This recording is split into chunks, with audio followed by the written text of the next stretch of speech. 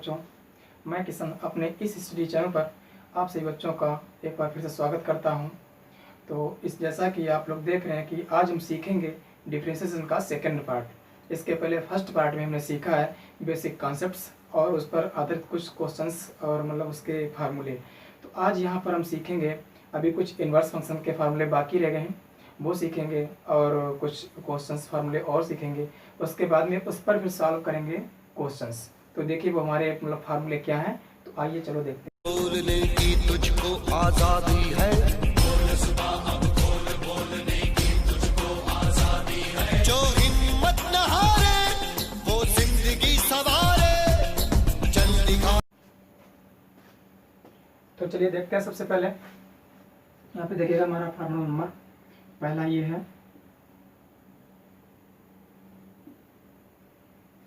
dy by d x sine inverse x. इसका x सापेक्ष अवकलन होता है 1/√1 माइनस x²। देखिए साइन इनवर्स एक्स का एक्स के सापेक्ष हमारा होता है 1/√1 माइनस x²। इस पर भी अंडर रूट होता है। सेकेंड देखिएगा हमारा फार्मूला cos इनवर्स एक्स का, इसे लिखेंगे D by d x cos inverse x बराबर जो हमारा साइन इनवर्स एक्स का होता है वही हमारा cos इनवर्स एक्स का भी होता है। तो यहाँ पर इसका लिख देंगे 1/√1 माइनस x²। बट यहाँ पे cos आ रहा है, इसी से शुरू हो रहा है। इसके पहले पार्ट मैंने आपको बताया था, जिन लोगों ने पहला पार्ट देखा होगा वो समझ गए होंगे। यहाँ पे हमारा cos इनवर्स ये सी से शुरू हो रहा है, तो हमारा यहाँ पे क्या हो जाएगा, माइनस लग जाएगा। हमने बताया था ना cos वाला क्या होगा, माइनस में होगा। तो यहाँ पे cos इनवर्स एक्स भी हमारा क्या होगा, माइनस में होगा। तो समझ गए होंगे ना।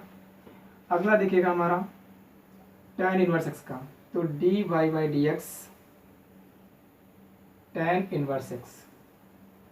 तो इसका हमारा होता है 1/1 प्लस x²। इस पे रूट नहीं होता है, ठीक है। इसके बाद में देखिएगा हमारा जो होता है cot इनवर्स एक्स का, dy by d x cot inverse x. तो ध्यान दीजिएगा जो हमारा tan इनवर्स एक्स का होता है वही हमारा cot इनवर्स एक्स का भी होता है। तो यहाँ पे लिख देंगे हम 1/1 प्लस x²। बट हमने क्या भी बताया, सी से शुरू हो रहा है तो माइनस आएगा, cot भी सी से शुरू हो रहा है तो क्या आ जाएगा, यहाँ पे माइनस आ जाएगा। ओके। इसके बाद देखिएगा फिफ्थ नंबर फार्मूला हमारा d by d x sec inverse x का। तो ये हमारा होता है 1/x² माइनस 1। ये हमारा होता है। अब हमारा बचा हुआ है 6 number D by d x cosec inverse x. Cosec inverse x, तो जो हमारा सेक इनवर्स एक्स का होता है वही हमारा कोसेक इनवर्स एक्स का भी होगा। तो यहाँ पे इसका होगा हमारा 1/x² माइनस में 1। बट एक बात आपको समझ में आएगी होगी कि कोसेक इनवर्स एक्स हमारा भी सी से शुरू हो रहा है, तो यहाँ पे क्या आ जाएगा, माइनस साइन आ जाएगा। तो देखिएगा यहाँ पे जरा ध्यान से देखिएगा, जो हमारा साइन इनवर्स एक्स का होता है वही हमारा cos इनवर्स एक्स का होता है ना। बस यहाँ पे माइनस साइन का ही फर्क है, अंतर है। तो देखना है, और ये हम आसानी से याद रख सकते हैं क्योंकि हमने बताया ना पहले पार्ट में कि सी से शुरू हो रहा है तो क्या होगा, माइनस होगा ना। यहाँ पे देखिए जो हमारा tan इनवर्स एक्स का है वही हमारा cot इनवर्स एक्स का है, बट माइनस साइन आ रहा। ओके। जो हमारा इसका है वही हमारा कोसेक इनवर्स एक्स का भी है। तो ये फार्मूले आपको याद रखने हैं। इन पर बेस्ड हमारे काफ़ी क्वेश्चंस आते हैं जो हम सॉल्व करेंगे इन पर बेस्ड आके। देखिएगा अभी देखिएगा एक लॉग का फार्मूला मैंने आपको बताया था कि इसके पहले हमने बताया था आपको कि D by d x log base E x, ये हमारा होता है 1/x होता है। यहाँ पे हमारा बेस ई होता है। अगर ये ना भी लिखा होगा तब भी बेस ई मानेंगे, ठीक। क्यों, प्राकृतिक लघुगणक होता है उसमें बेस ई होता है। ओके। अब देखिएगा तो ये तो हम पहले बार में पढ़ चुके हैं। इसके बाद जरा देखिएगा डी बाई डी एक्स, अगर इसका बेस चेंज हो तब इसका क्या होगा, और जिसका बेस यहाँ पे ए है, मतलब यहाँ पे कोई भी नंबर हो सकता है, ए एक्स, बेस ए एक्स। ठीक, तो इसका क्या होगा, तो देखिए जो log x का होता है वो तो हमारा इसका होगा, तो इसका आ जाएगा 1/x हो जाएगा। ठीक, 1/x हो जाएगा, इनटू में बेस ए log ई हो जाएगा। यहाँ पे जो भी बेस होगा वो बेस यहाँ पे रहेगा, यहाँ पे ई आ जाएगा हमारा। ठीक, इसे एक्सपोनेंशियल बोलते हैं। तो 1/x बेस ए log ई इंटू में ध्यान रखना है। ओके, तो ये तो हमने पढ़ लिया था, तो आज हमने log का फॉर्मूला याद कर लिया। ठीक, इस पर क्वेश्चंस कैसे आते हैं वो देखेगा, वो हम सॉल्व करने वाले हैं।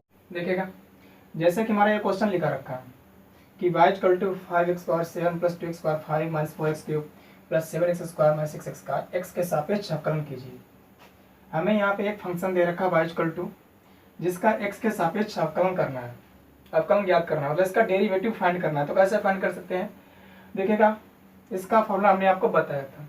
इसके पहले देखिए हमने तो फार्मूला बताया था, वो जरा देख लीजिएगा क्या हुआ था फार्मूला हमारा। तो फार्मूला हमारा ये था, बताया था कि dy/dx x पावर n। ठीक, तो इसका हमने बताया था हमारा हो जाएगा n आगे आ जाएगा, जितनी इसकी पावर होगी वो आगे आ जाएगी x गुणांक में, x पावर n थी तो उससे क्या कर देंगे, एक घटा करके उसकी घात लिख देंगे, मतलब हो जाएगा n x power n minus 1 हमारा हो जाएगा। तो यहाँ पे मैं ये फार्मूला याद रखना है, इसका होगा। और भी हमने एक बात बताई थी कि वो कांस्टेंट वाली, उसका चलो यूज होगा तो बता देंगे कि हमारा ये फलन दे रखा है। ओके, फलन दे रखा है, तो पहले तो इसको हम फलन लिख लेंगे अपना।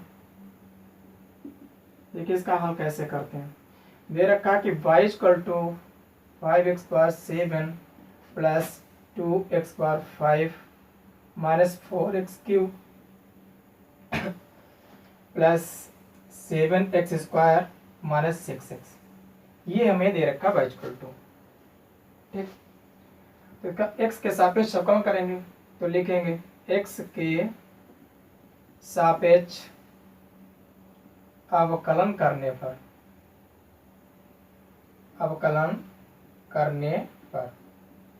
देखिए, तो इसका करेंगे अवकलन x के सापेक्ष, तो हो जाएगा हमारा dy/dx हो जाएगा बराबर में, पहले तो इधर ऐसा ले लेंगे d/dx और ये सब पूरे इस ब्रैकेट में लिख लेंगे।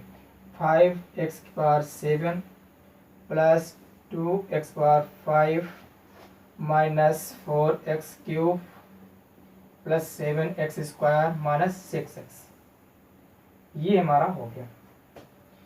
तो इसमें देखिएगा पहला रूल हमारा याद रखिएगा, हमने बताया था कि योग व अंतर वाला। अगर हमारे फलन में कई फलन दे रखे हैं, वो योग के रूप में है या फिर मतलब अंतर के रूप में है, तो उनका अलग अलग अवकलन हम कर लेंगे।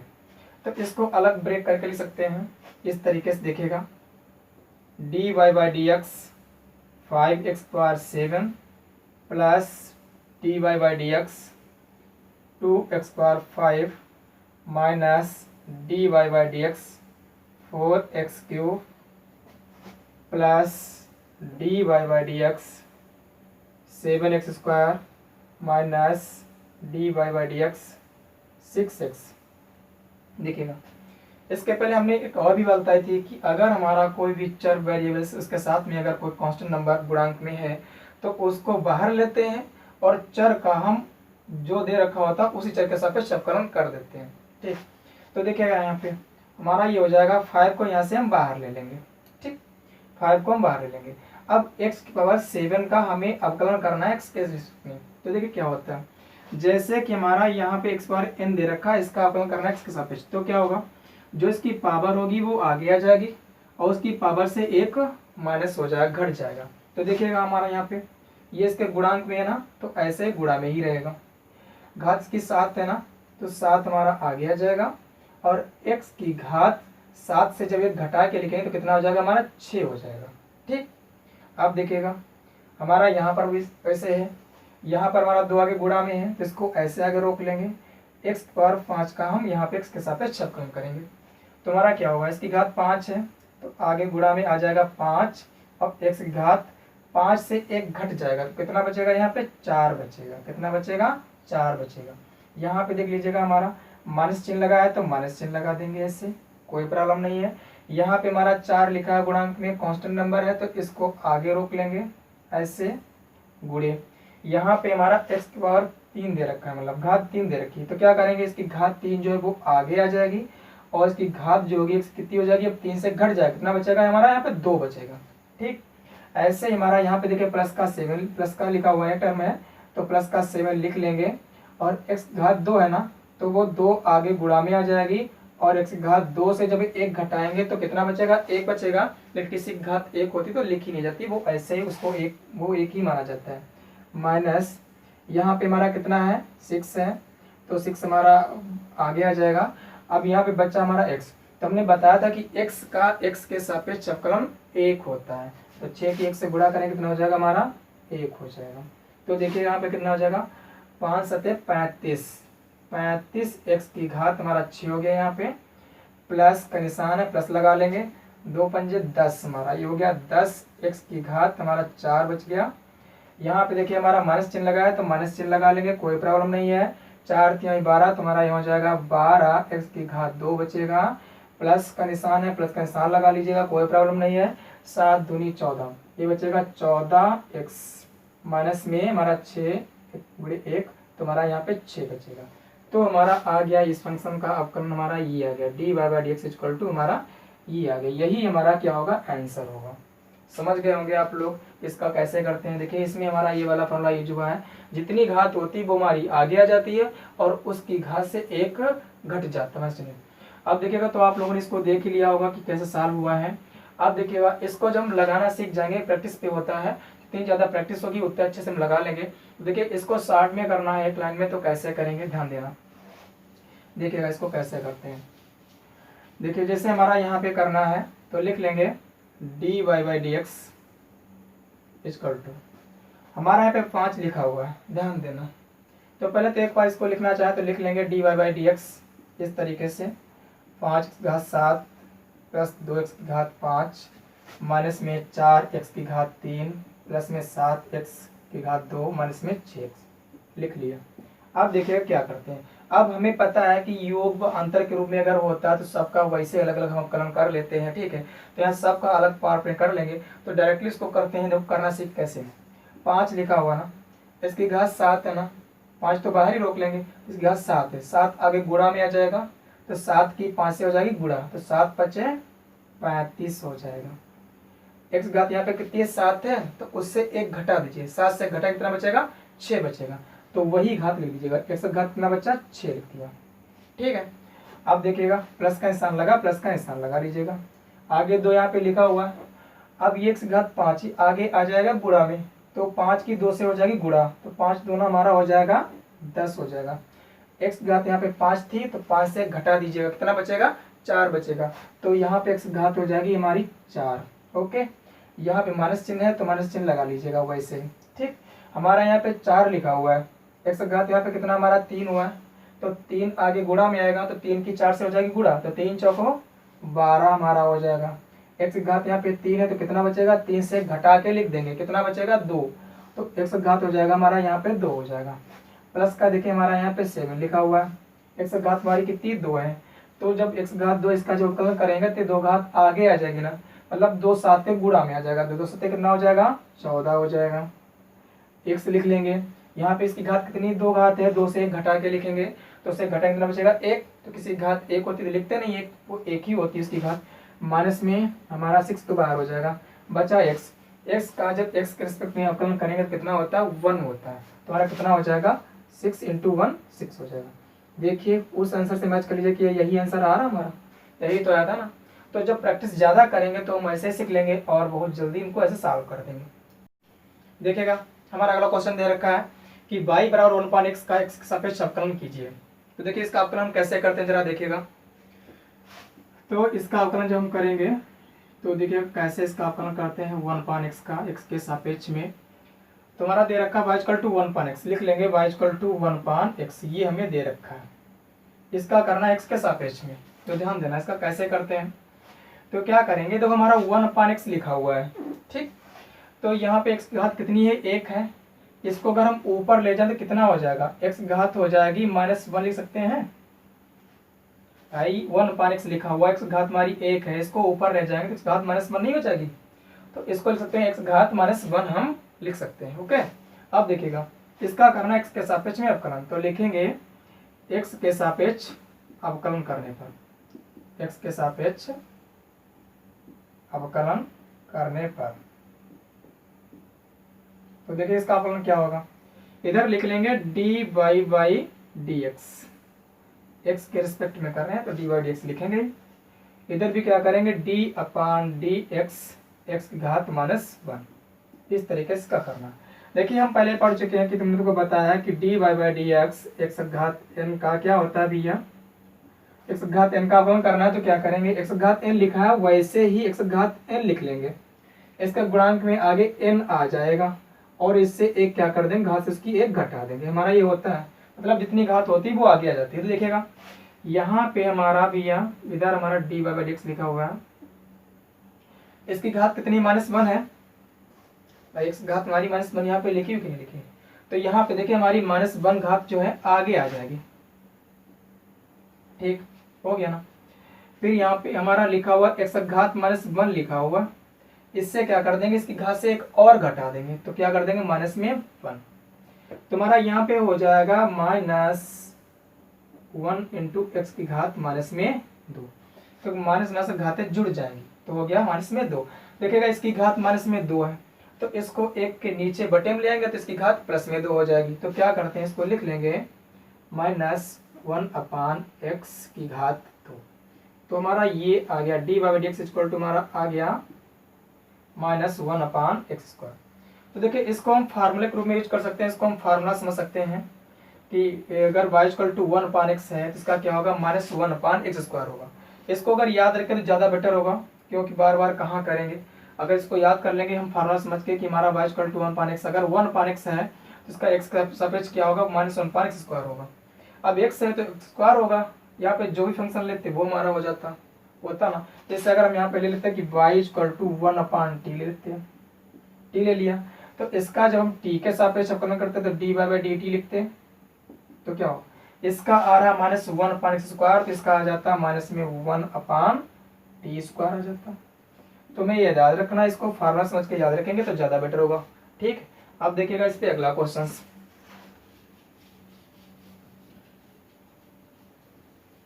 अगला क्वेश्चन देखिएगा हमारा क्वेश्चन नेक्स्ट हमारा ये है, अगर कहीं पे लिख रखा है कि y equal to e⁻x plus log base e(x), इसका अवकलन में करना है। ठीक, इसका देखिए अवकलन करना है तो कैसे करते हैं, हमारा आपकी बार चेंज फंक्शन दे रखा है कि y equal to e⁻x plus log x, y equal to e⁻x plus में है log बेस e(x). ठीक, देखिएगा तो इसका जब x के सापेक्ष अवकलन करेंगे, इसे इंग्लिश में लिख लेते हैं differentiating with respect to x, मतलब differentiating with respect to x, थोड़ा शार्ट में हो जाएगा ना, तभी इसको इंग्लिश में लिख लिया, शार्ट में हो जाएगा, बार बार कहाँ इतना लिखना पड़ेगा, मतलब हमें हर बार ये लिखना है। ठीक है, differentiating with respect to x, देखिएगा तो इधर लिख लेंगे dy/dx हमारा हो जाएगा, इधर लिख लेंगे d/dx e⁻x plus log base e(x) हमारा हो जाएगा। अब देखिएगा हमने पढ़ रखा ये हमारा एक्सपोनेंशियल फंक्शन है, तो इसका e⁻x का e⁻x ही होता है। ठीक है, ये हमारा हो जाएगा। देखो हमारा योग के रूप में है, इसको हम चाहें तो एक फलन ऐसे लिख सकते हैं ब्रेक करके dy/dx e⁻x plus dy/dx log base e(x). देखिए हम सीख चुके हैं तो हम ज़्यादा इसको ब्रेक करके नहीं लिखेंगे, इसका डायरेक्टली कर देंगे तो उससे हमारे जो स्टेप होंगे कम हो जाएगा, तो ज़्यादा आसान रहेगा, सवाल ज़्यादा बड़ा नहीं होगा। तो देखिए e⁻x का हमारा क्या होगा, e⁻x हो जाएगा प्लस हमारा यहाँ पे दे रखा log x, यहाँ पे बेस e है, ध्यान देना यहाँ पे हमारा क्या है बेस e है, इसका हो जाएगा 1/x हो जाएगा। ये हमारा क्वेश्चन, तो इस तरीके से हमारा सॉल्यूशन इसका आ गया।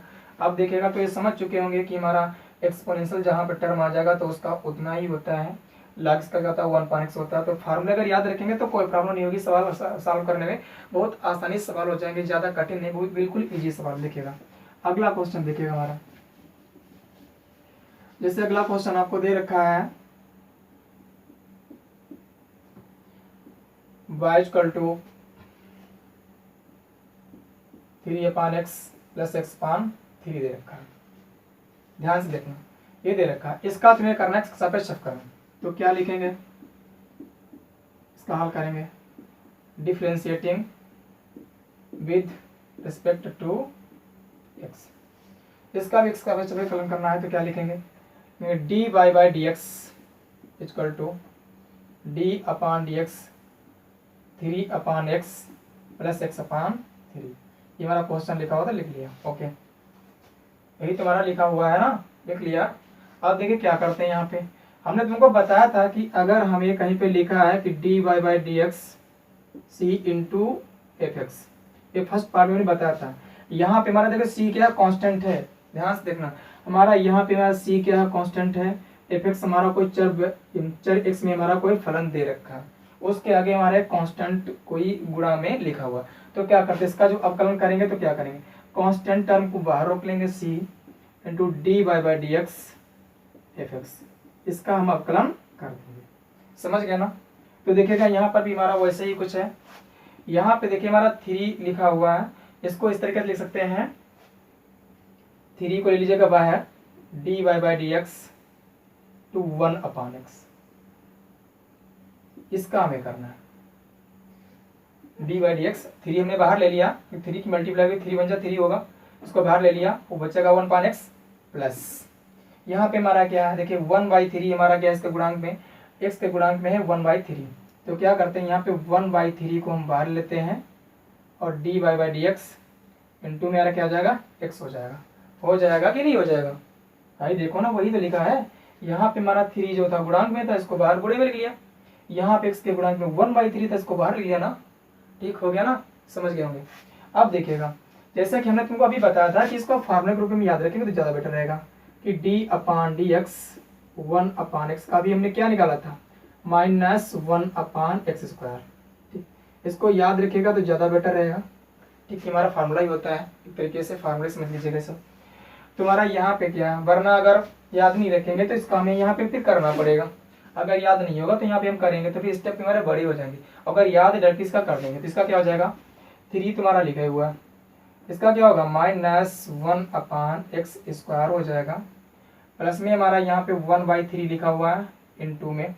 अब देखिए यहाँ x का x के सापेक्ष अवकलन करें तो किसी भी चर का उसी चर के सापेक्ष जब अवकलन करेंगे, ठीक, तो उसका कितना हो जाएगा, 1 आ जाएगा। तो यहाँ पे x का x कितना आ जाएगा, 1 आ जाएगा ना। तुम्हारा यहाँ पे क्या होगा, ये 3 प्लस का है, ये माइनस का है, तो प्लस माइनस गुणा हो जाएगी -3/x² और प्लस 1/3, हमारा ये आ गया। ठीक, इसको ऐसे भी लिख सकते हैं कि 1/3 माइनस में 3/x²। तो हमारा ये आ गया आंसर, समझ गए होंगे। ठीक है, अगला देखिएगा क्वेश्चन, ये तो हमारा क्वेश्चन हो चुका है, समझ गए होंगे ना। तो हमने बताना इसको जरा याद रखिए कि फार्मूले के रूप में कि हमारा ये फार्मूला ही होता है। ठीक है, अगला देख लीजिएगा हमारा क्वेश्चन।